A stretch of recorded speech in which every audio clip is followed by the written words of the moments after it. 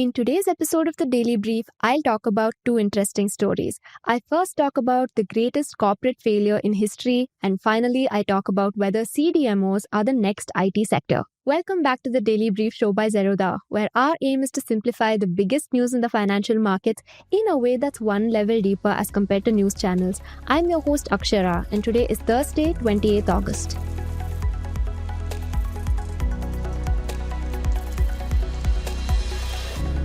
Coming to the first story, the greatest corporate failure in history. So in its heyday, Evergrande was a titan of the business world. It used to be the world's most valuable real estate developer and the engine behind China's incredible urbanization push. Its founder, Hui Ka-yen, came up from nothing to become the richest man in China. Its name adorned thousands of glittering skyscrapers across hundreds of China's fast modernizing cities. 4 million workers relied on the company for their livelihood, 2 lakh of which were directly employed by the company. On Monday, that same company was kicked out of the Hong Kong Stock Exchange without much fanfare. This makes the last chapter in what was, depending on which metric you choose, perhaps the world's greatest corporate fall from grace. It triggered a much larger property crisis that tore through China and forced the country to change its economic blueprint. So here's its story. So Evergrande began its life in Guangzhou in 1996, around when China first liberalized its housing market. After 4 decades of near total state control in the 1990s, China let private players enter its urban property market. This unleashed a nationwide construction boom, and companies like Evergrande were set up to service that wave. But the company really found its feet after the global financial crisis. That crisis was a make or break moment for China. The Western markets that had powered the first 2 decades of its rise had abruptly fizzled out, and China needed a new way of fueling its economy. It turned to real estate and infrastructure. The country's financial system began pouring money to fund a once-in-a-lifetime rush of construction, and the sector came to make over a quarter of its economy. Evergrande, meanwhile, mastered the art of turning that borrowed money into a perpetual motion machine. The whole game centered around amassing massive pools of cash based on promises. So Evergrande constantly announced new projects, pre-selling apartments many years before they were built. And this would bring in huge sums in pre-sales, which to the company were practically interest-free loans. And that cash let the company buy up more land, announce even more projects, and accept even more pre-sales. By 2020, in fact, the company had 1.6 million pending pre-sold apartments. So it backed this with what it called its 3 highs, 1 low strategy: high leverage, high turnover, high debt, and low costs. The company borrowed aggressively, using that money to churn out projects at breakneck speed. At the same time, it pushed down costs, acquiring cheap land in small towns and distant suburbs, often with the help of local governments, which it sold at low margins. During the festival season, in fact, it would routinely give discounts as high as 30% to keep the orders rolling in. And this strategy didn't create thick margins, but it brought cash flows. And in Evergrande's world, that was all that mattered. The company ran on the sheer velocity at which cash hit its accounts. If money kept coming in, you could pay off interest, roll over your debt, break ground on new projects, and draw in even more pre-sales. And you can grow even bigger. Now, Evergrande needed a profound amount of leverage to run such a system. It couldn't raise that sort of capital from banks alone. And so it slowly built a labyrinth of shadow banking channels and off-balance sheet vehicles to bring in even more cash to feed this machine.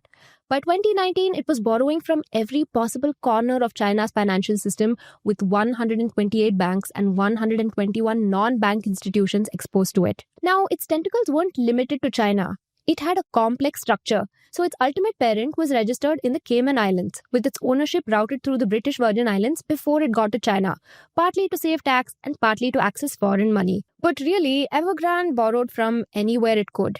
It even paid its contractors in IOUs and commercial papers, essentially turning them into unwitting lenders for loans Evergrande didn't have to show on their balance sheets. And by the end, these IOUs alone amounted to $32 billion.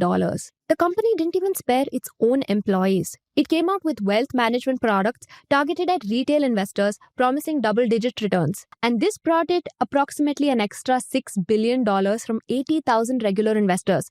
But slowly, it began forcing its own employees to buy them.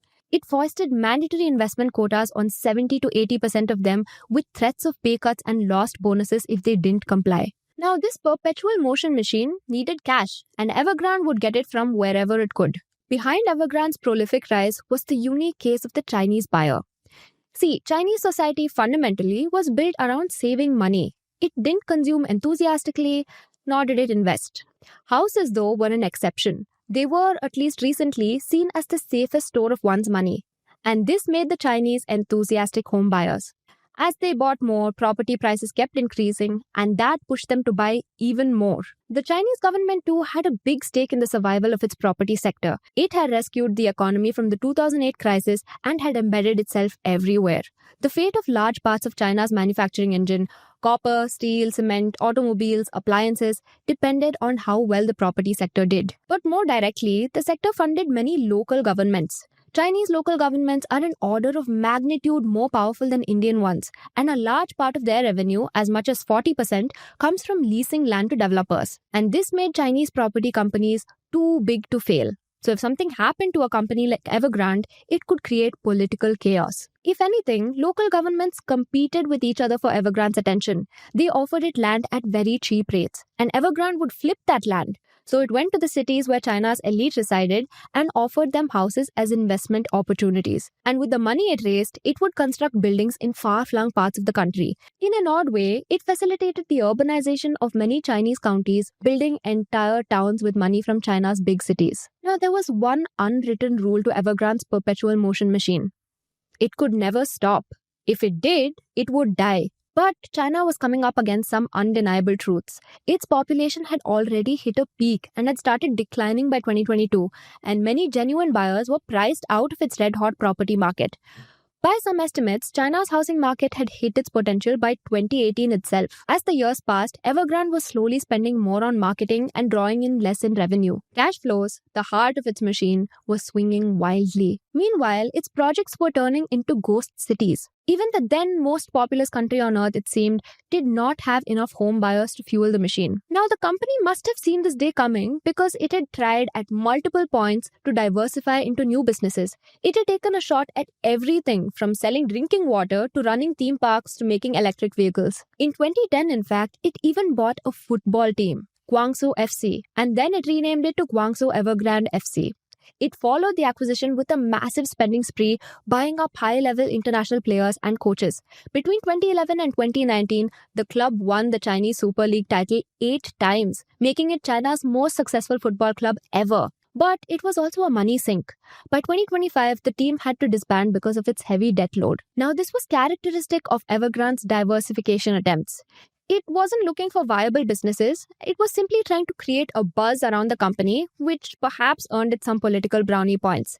But none of these businesses worked like its real estate empire. It couldn't simply funnel in cash to generate more cash. And when the empire started to crumble, none of these businesses could save it. Now, by 2020, the Chinese government realized that something was off. Housing prices were far too frothy and people demanded relief. On top of that, Chinese developers had grown to a point where they were beginning to threaten the entire system. The money tap had to be turned off. So in August 2020, the government introduced a policy that would become Evergrande's nemesis, the 3 red lines. These were strict caps on how much leverage a developer could take, and their debt levels now had to make sense relative to each of their assets, equity, and cash. That, however, was simply incompatible with the empire Evergrande had built. The company violated each of those 3 lines, and because of this, the company risked being cut off from formal financing. So Evergrande scrambled to raise whatever money it could. It sold flats at steep discounts, it organized fire sales of its assets, it raised money from IPOing units, but none of that was enough. The company was simply too dependent on debt, and it didn't have a way of complying with the new law. The truth was slowly becoming clear. Evergrande would soon be cut off from the banking system, and it would not be able to refinance its debts. Without the cash, it could no longer announce new projects, nor could it complete those that it had already started. The machine was screeching to a halt. Now, the collapse began with street protests. Through 2021, news of Evergrande's financial troubles kept trickling in. In September, however, the problems burst out into the open. Hundreds of protesters lined up outside its offices. Home buyers demanded that the company complete construction on projects that had stalled. And investors wanted the company to stop delaying payouts for its wealth management products. Now, behind all of this was a common fear. Was the company falling apart? Soon, that very reality began to materialize. Evergrande started suspending construction across a variety of sites. Contractors began laying off their workers. And then, on September 20th, Evergrande officially missed a coupon on an $83.5 million bond. A full-blown liquidity crisis was underway. The next few years would see Evergrande go through a slow, grinding debt restructuring process. If it could just make its debt load manageable somehow, maybe it could still survive. But try as they might, solutions seemed hard to come by. The company continued hunting for answers till the very end. While creditors lined up at court seeking that the company be wound up, it kept trying to buy time. In 2023, for instance, it asked for court hearings to be delayed as many as 7 times so it could work something out. But it was just not to be. On January 29, 2024, the Hong Kong Supreme Court struck the death knell. Evergrande was to be liquidated, and that liquidation process is still going on. 18 months in, the company's liquidators have only been able to raise $255 million by selling its assets, well short of its $45 billion in unpaid dues. The Chinese government is also trying to find new developers to complete Evergrande's abandoned construction projects, but that too has proven to be difficult. Evergrande's death was, to some degree, a choice. China's government, upon seeing the unstable situation it created, chose to go with a controlled demolition. It decided to let its property sector wither and reorient its economy towards manufacturing. Its entire banking sector was asked to make this pivot. So will that save its economy? We aren't sure. Now, the rest of China is still adjusting to this new reality. The Chinese economy has seen a protracted slowdown since this crisis. Its retail sector in particular was stuck in a long suspended nightmare as consumers practically refused to resume spending. And that's only natural. When it fell, Evergrande still had approximately 1,300 projects across 280 cities that it hadn't completed. 1.4 million Chinese families are now stuck in limbo, terrified that their hard-earned money has disappeared. And that has left a psychological scar. Property, the bedrock of Chinese wealth preservation, has become radioactive. As money from land sales has dried up, Chinese local governments have struggled to find alternative sources of revenue, and in a desperate attempt to meet the shortfall, many briefly even took to indiscriminately extorting businesses. The Hong Kong Stock Exchange delisting earlier this week was just a matter of administrating housekeeping. The real Evergrande died when its perpetual motion machine stopped, and when it did, it left a gaping $340 billion hole. Filling it hasn't been easy, even for the might of the Chinese economy. Now coming to the second story. When you buy medicine, you perhaps imagine that the company whose name is printed on the label is the company that actually made it. But as we've been learning recently, that's often not the case. Somewhere in a sterile plant you might never hear about, there might be a contract manufacturer that does the actual work. And these unknown, unadvertised firms aren't supposed to be visible. And yet they've become indispensable to global pharma. Now, those invisible companies are, today, in a state of flux. The world's drug pipelines are being rewritten. On one end, miracle drugs like Ozempic are stretching supply chains to a level that only a handful of players can handle. On the other, many biomarkets are alarmed by their dependence on countries like China for their medicine and are beginning to consider new trade barriers. Both waves are colliding at once, and India sits in that cross-current. Now, we've previously touched on India's CDMO industry. That was the first time we were learning about this business and could only glance at the surface. We're digging deeper this time, with many new insights from a recent Jefferies research report. Most of the world's famous pharma companies spend their time making innovative molecules which heal humans from disease. A CDMO takes those molecules and turns them into a business. They do everything from developing industrial processes around them to manufacturing them at scale. If it also pitches in with the research, you add an R, and then it becomes a CRDMO. Now, CDMOs come with 3 big promises. First, focus. A pharma company can't afford to tie up billions setting up plants for every molecule they come up with when their core job is discovery and marketing. Second, speed. CDMOs are experts at scaling a drug from grams to tons quickly. Third, cost. Outsourcing to India or China can be 30 to 50% cheaper than building capacity in the US or Europe. CDMOs are in fact the backbone of modern drug making. Without them, we wouldn't have nearly the availability of medicines that we do. Big pharma would choke on the costs. So India began its pharma story by making cheap, generic versions of medicines. That brought it a degree of recognition and expertise, and by the early 2000s, Indian companies were yearning to do more. After all, India's generics business had given it thousands of skilled chemists and factories approved by American and European regulators. Why not leverage that? They began capturing small but important parts of the drug supply chain, making raw ingredients, testing how medicines behave in the body, and much more. Slowly, they grew their footprint over the next decade. From supplying ingredients, they began working directly with major companies on research, drug design, and production methods. They invested in special labs which allowed them to take on more complex work and widen their offerings. Soon, they were present across the chain. And over the last 5 years, they've evolved further still, going global. They've set up overseas plants, scaled up manufacturing for worldwide supply, and started working on advanced medicines. We have, in short, become a central hub in the global pharma outsourcing story. But China raced even further ahead. So China entered this market after India, and at first it looked weaker. Back in the early 2000s, Chinese drug makers could only make simple generic drugs, but Beijing pushed for more sophistication, tightening its quality rules to match international standards. By the early 2010s, it declared biotech a strategic industry, pumping billions of dollars into biotech parks and labs. Meanwhile, China's drug regulator changed its policy on local clinical trials, putting Chinese firms on the same playing field as their Western rivals. And the timing couldn't have been better. This was when the US was in the middle of a biotech boom. Startups in Boston and California had exciting new ideas, but no labs to execute them. Chinese companies like WuXi Pharma Tech stepped in as a ready-made partner. It offered everything under one roof, from early discovery work to toxicology to trials. And by the mid-2010s, Chinese had become innovators themselves, launching their own drugs. Companies like BeiGene and Junshi developed cancer and immune therapies, signing billion-dollar licensing deals with global pharma. China had overtaken us to become a biotech powerhouse. Today, China runs more new trials than any country except the US. It consistently launches over 30 new medicines a year, while its researchers are published in some of the world's most cited journals. But the tide might still turn in India's favor.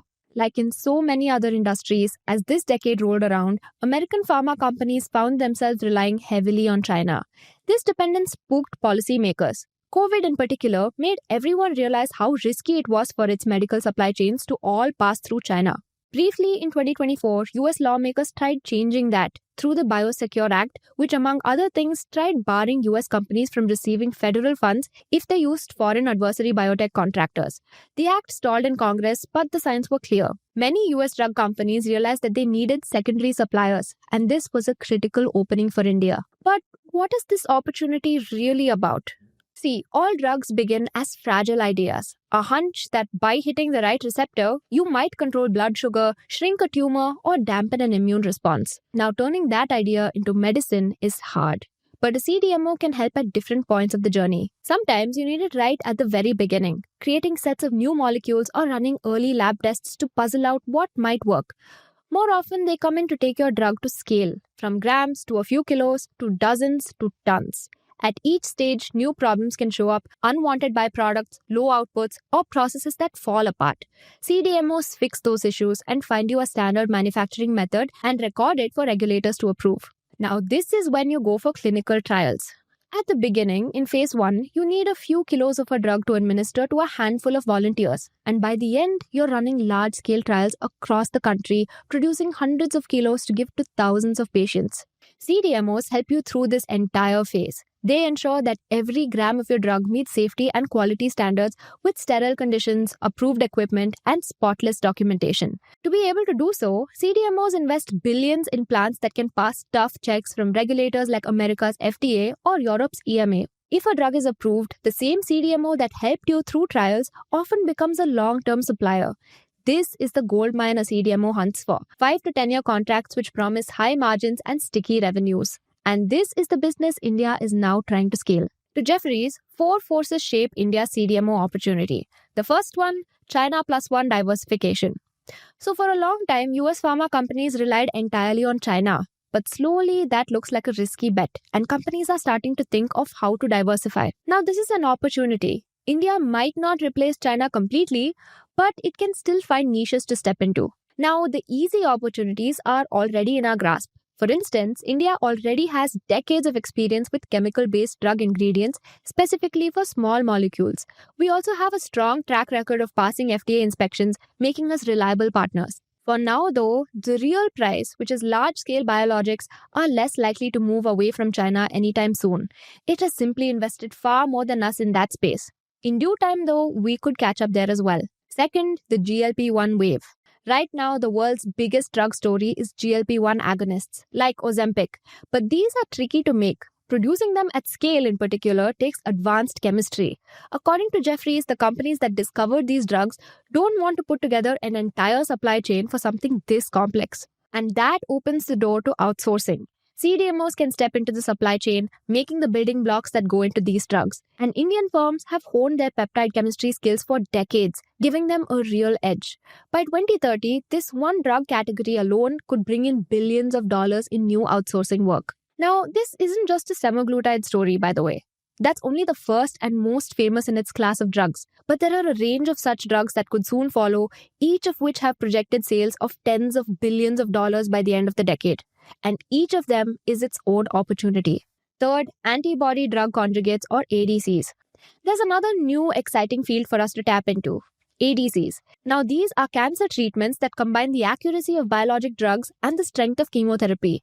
They are, in a sense, guided missiles that find cancer cells and destroy them from within. Now, making ADCs is complicated. You need separate skills to make the biologic missile and different ones to make and attach the drug payload. Only a handful of companies worldwide can do both at a high level, and India is still a beginner in this space. But the opportunity is huge. Right now, dozens of ADCs are in late-stage trials, and the market for them could grow quickly. Many are likely to generate tens of billions in annual oncology sales by the end of this decade. Now, while it's hard to master the entire chain, we have a foothold. We can focus on the advanced chemistry skills needed to make the payloads. And over time, we could add biologics to become full players. Fourth, CRO headwinds from biotech funding. Now, there's one tailwind for the industry. CRO services depend heavily on how much money biotech startups can raise. When venture capital is flowing well, new drugs keep popping up, but there's no dearth of clients. But when funding slows, those projects can dry up. Now, biotech funding has weakened since 2022 as interest rates have gone up and investors have tightened their purse strings.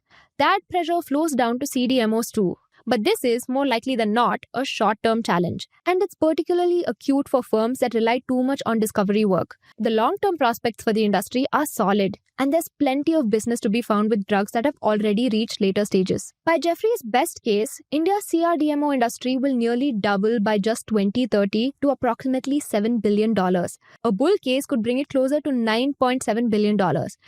Anything between $700 million and $1.4 billion of that could just come from replacing Chinese firms. Add to that the GLP-1 boom and the upcoming ADC wave, and India's prospects look solid. But opportunity is not destiny.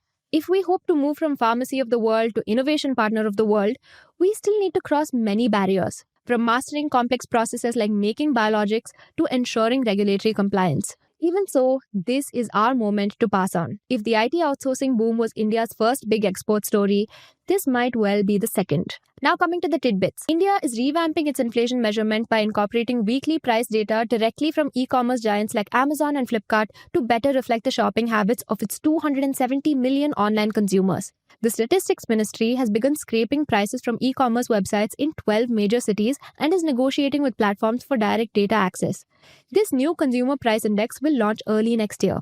Coming to the next tidbit. Indian importers have paused soybean oil purchases from China after importing a record 1.5 lakh tons from them last month. This is partly because Argentina, one of the biggest suppliers, cut its prices in response to India importing from China.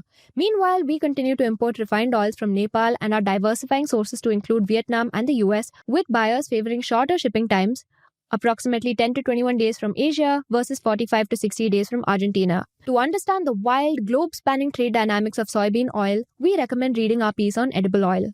Coming to the next tidbit. Fitch Ratings has maintained India's sovereign rating at BBB-, unchanged since 2006, despite S&P's recent upgrade to BBB. The agency cited India's elevated debt load of 80.9% of GDP, projected to raise to 81.5% in FY26, well above the median for BBB peers. It expects India's economy to grow at 6.5% in FY26, but warned that 50% of US tariffs on Indian goods could dampen exports and investor sentiment. Fitch noted that debt reduction will be tough if nominal growth stays below 10%. The agency, however, highlighted strong domestic demand, government capex, and private consumption as growth drivers.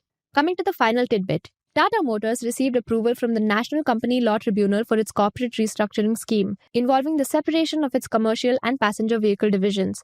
This is part of a broader reorganization to sharpen business focus ahead of a planned demerger in October 2025. The company reported weaker Q1 results with net profit falling to Rs 3,924 crore from Rs 5,566 crore year-on-year due to challenges at Jaguar Land Rover and softer domestic demand. That's all the news I have for you today. Thank you so much for watching and see you in the next one. Disclaimer: this content is for informational purposes only. None of the stocks, brands, or products mentioned are recommendations or endorsements.